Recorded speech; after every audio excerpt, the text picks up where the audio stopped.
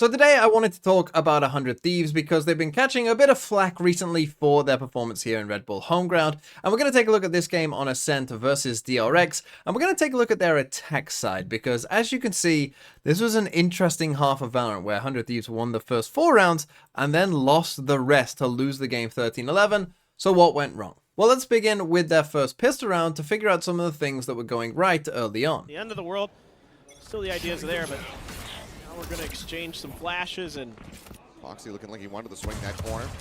Sheriff shot from Buzz, not connecting, and he gets taken down 3 HP. Cryo on the entry, turns over towards Sword, finds Foxy 9. Mako able to take him out, but outbang gets Buzz. Okay, so let's take a look at the first part of this round then, and as you saw from 100 Thieves, it's just going to be this fast A exec with a Killjoy lurk down here coming towards short.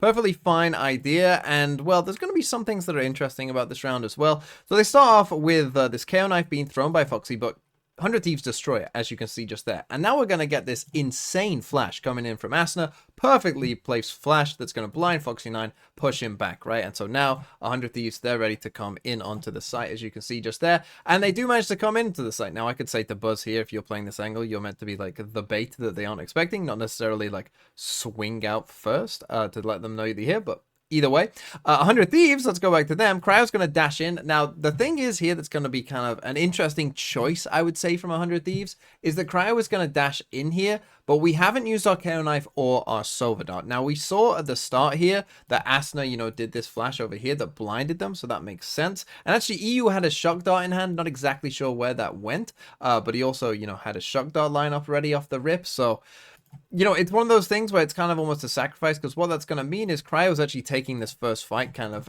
as or after this utility landing, right? So Cryo's taking this fight now. The dart is just landed, right? The KO knife comes in now. Actually, Cryo has already got that first kill.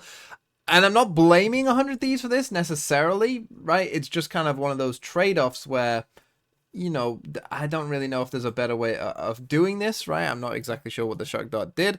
But now we see that, Cryo gets that first kill. They enter it onto the site. They get into the site, and we end up going 2 for 2. But now 100 Thieves, you're going to see, will be able to pretty convincingly close this round out and group together and manage to win this round.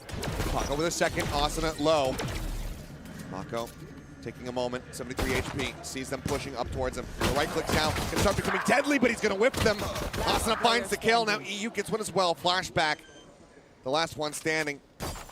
Breaks the window, wants to break the door.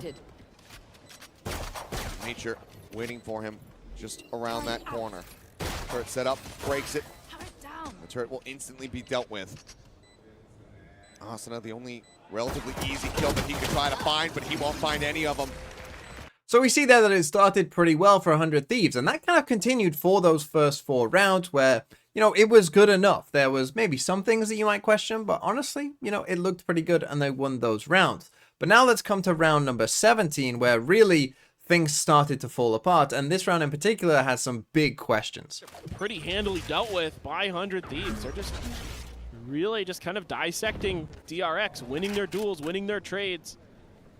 Keeping DRX really off balance with some utility that kind of catches them off guard, it seems like at times. And again, in some ways, this might be a little bit expected with DRX, with the change-up in agents and that kind of thing.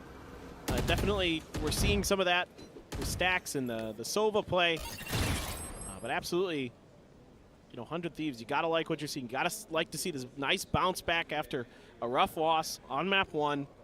They look really, really good. Buzz with the op, though, now. Let's see if he can kind of mimic some of what we saw from Cryo. Up his help, but Stack's going to fall. Cryo pushing up there into market. Reapproached after taking out that plot.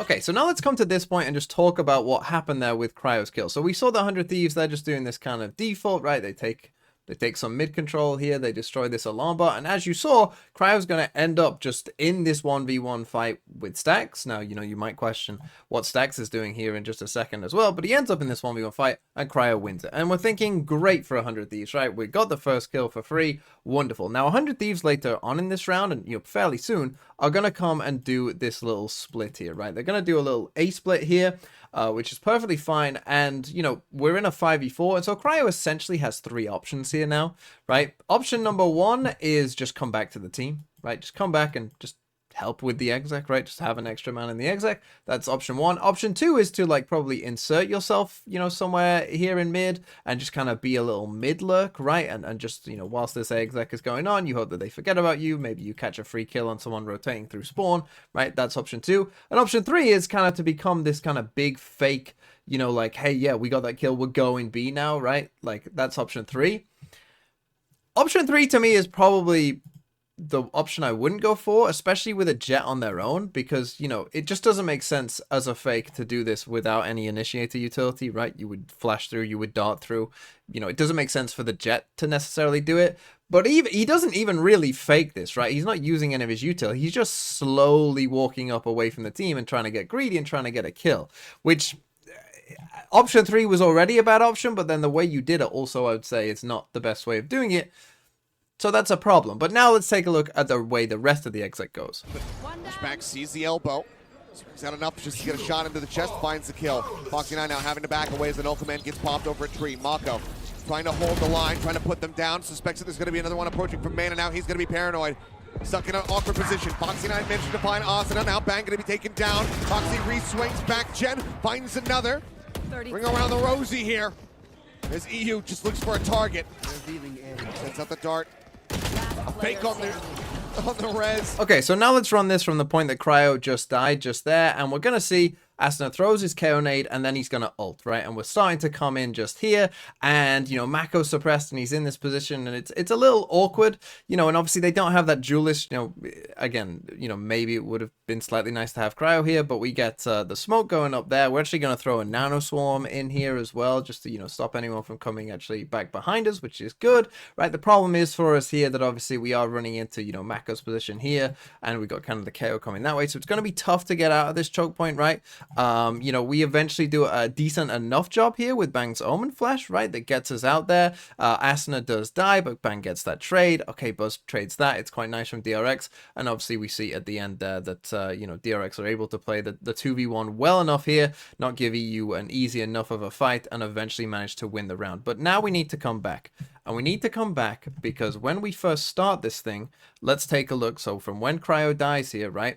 I just want you to take a notice of the fact that Asuna's going to throw his KO nade. He just did it. EU and Asuna now are not going to use any of this utility.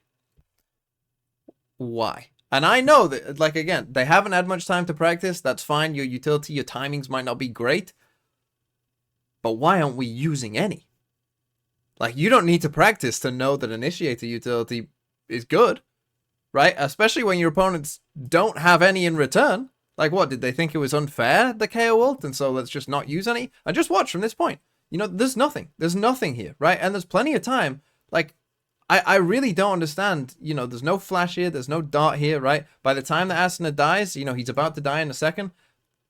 Still, full util for these two, right? Nature's used one Nano Swarm here. Obviously, we've got the smokes. Bang is going to flash in a second that we see.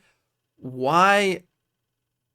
Surely there's a place there that we can use a dart, that we can use a KO knife, that we can use a KO flash. I really don't understand this, and it was from this round on that obviously it began to fall apart for 100 Thieves, and to me for this round there really isn't any excuse. And now let's skip ahead to round number 20. You can see we're already 20 seconds into the round here, and, you know, not too much has happened. 100 Thieves have come and taken mid, but now let's watch from this point on about how they're going to go about doing this B split. Their way in terms of, you know, feeling their shots or being in the right positions at the right time, but now they're starting to get there. Now they're starting to feel their mental, they're starting to feel their mechanics, but this Blade Storm could be deadly. Asuna on the other side of that wall. Peek off the back of that flash and rolls away moments before they would have seen each other. And this was a big concern for DRX before, leaving that market open. Yep. It's wide open at the moment. There's three players pushing forward. The Spike, however, not with them, and Flashback still sat here in B main. Well, this Killjoy setup for Flashback isn't for this push. No, and he just got paranoid. The rush is starting to come through. Flashback, he isolates it. That's going to be the spike down. They know where he is at. He's just going to stay stuck into the corner for the time being. Now Stacks fighting one Buzz. All right with the knives. Looks for a second kill. Cannot find it. Stacks will be able to get one. Flashback gets a piece as well. Okay, so let's come to the moment where they start to begin their B split, right? And this is a little bit weird for me. And actually, they'd put an alarm bot down in B main that had been destroyed before. So you can see that they're already pinging this, perhaps knowing that this guy is gonna, you know, or has been in B main, might still be there, right? So you're gonna see in a second that we come across with this Omen Flash. But this beast player is already a little weird. And 100 Thieves, you know, had been in mid for a while. They'd been kind of just holding this for a while. They had the chance to bring someone across here to help Nature if they wanted to, right? And in fact, multiple times they went for this 4-1 B split for coming through mid, which is a little odd. You know, normally you do see this as a 3-2, particularly if the spike is over here, right? You don't often want the spike just completely alone for the reason that we see, right? And also having two players here, you know, just means that they can, you know, double swing, trade off each other, kill this guy, right?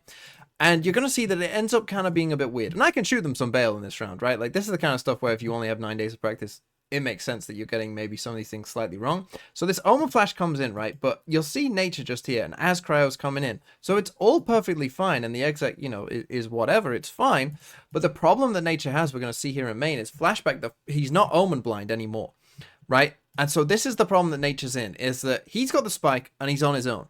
So he needs to be quite conservative, right? He can't really just go and swing, right? That's not going to work. But then that means that he's not aggressive with the flash, which means that, you know, the Omen Flash then expires because he's being conservative. Now, he's probably waiting here, timing-wise, it's kind of behind my head, for Cryo to actually get in onto the site, right? So he's waiting for Cryo's dash here for him to potentially see what's going on. The problem that Cryo has, though, is you see that Cryo is looking kind of away here because this dart has landed and he's going to get spammed in here.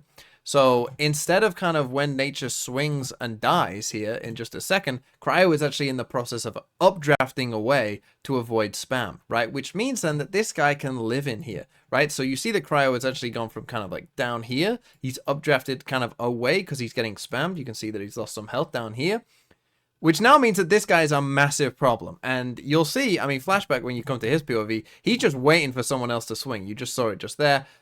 No one else is going to come from there, of course, but you can see Cryo is locked in on him. In fact, you can see over here as well, Bang, staring at him over here. And the problem that then 100 Thieves have is everyone else is then going to get to the site and become the problem whilst they're all focused on this guy, right? So they all start looking this way at him, and then, you know, up comes Stacks from here, you know, manages to find a kill, and then it's like, you know, in comes Buzz from CT, you know, manages to get a kill, and now you're just being surrounded. Stacks gets another flashback, then comes back from B main, and it all falls apart. Okay, and then a final one here for me, the very next round, coming off a timeout. Keep that in mind. Just a big pet peeve for me. Teams not buying when they can buy. This is tough for me, right? And like, they're on max loss bonus here, right? So we are minimum getting plus 2,900, right? So, or even if we are saving, and I'll explain that they can buy in a second, but even if we are saving, I don't get why we need to save this much. Like, for both Asuna and Bang here, they're saving to 4,950. Like, what are we planning, getting naked ops or something? Like, even if we're saving, we can buy better than this. So that already is like a why, right? And look, I get it that some teams, and 100 Thieves, I guess, were one of these teams that, you know, don't like using light shields, and, you know, they still like to go with their full shields on their full buys. I get it. Well, I don't get it because it doesn't make any sense, but I understand that some teams do that, even if it doesn't make any sense to me. That's fine. But if we did, you know, go in for light shields a bit more, you can see, you know, EU, he can just buy a full rifle light shields, right? Bang, he can buy a full rifle light shields. Already alarm bell should be going off. Like, if 3 of us can buy, I would say buy. But even Asuna as well, right? If we, you know, get rid of this KO nade here, or one of these flashes, you know, sell the Sheriff, that's 800 credits, and then, you know, don't have a nade or a flash, which you can kind of tell by the buy here. He has bought them this round. You know, then we would have enough to buy a rifle light shields as well. Yeah, we are missing a bit of utility, but even Cryo as well, right? Like, you know, we can get Bulldog lights, Guardian lights, right? Some utility. That's a good enough buy, right? We in my opinion, should be buying this round. And again, I can shoot them some bail that, you know, they haven't had a lot of time to play together, some of these guys. So, you know, the communication might not be perfectly on point, but this is coming off a timeout as well. So that's one of those things where it's like, you know, we've had enough time to maybe realize what's going on here, and that we probably could be buying this round. That's just a TMV pet peeve. Also, kind of double TMV pet peeve is Cryo here, not buying any util on an eco. look, I get it that for a lot of these pro players, it'll probably be like an automatic response to just use some of their utility sometimes. But if you get into a 5v3, you're gonna want that utility. Like you're gonna want that utility. You know, no matter what gun you've got, because you're gonna want to win that round. So that's just a TMV pet peeve, particularly your key bits of utility, right? Like a jet smoke, right? That might help you dash in onto the site, but in a 5v3 that might make a difference, right? Like those little things. That's a small one that just annoys me, but it's a TMV pet peeve. And so yeah, 100 Thieves. There were some problems. I think particularly that round 17 that I showed is like, I don't understand it at all, right? There's like no excuse for that round. And having watched this whole half and, you know, going through their games, yeah, it wasn't great. There were still some okay moments, I thought, but, you know, it wasn't amazing. I still think they'll be probably okay. This might not even be their final roster, to be fair, as well. So we'll have to see how it goes when they actually get there and start playing in VCT.